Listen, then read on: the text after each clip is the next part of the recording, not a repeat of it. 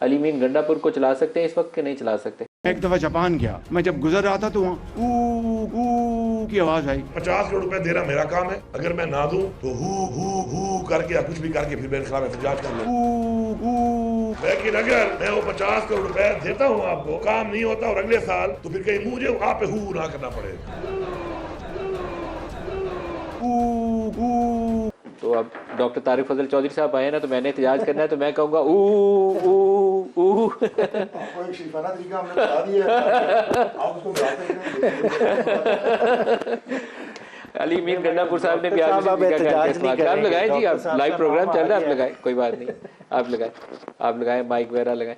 ये एहतजाज का तरीका सर वैसे मुझे पसंद है। मेरा ख्याल है नून लीग को जब भी पीटीआई के खिलाफ प्रोटेस्ट करना हो ना, तो उनको यही करना चाहिए, आप इनको ऊ किया करें, वो आपको ऊ किया करें, ताकि सड़कों के ऊपर नून लीग और पीटीआई से ज्यादा आपको जो आपके चैनल को नहीं कह रहा, लेकिन मीडिया ऑफिस की आवाजें आएंगी। मैं तो आपको जब आप दे रहे हैं इन बेचारों को अब तनख्वाही नहीं देते सारे सर, रोज हमारे पे चढ़ाई होती है कि हम भी कर लें। कभी समा से शिकायत आई है?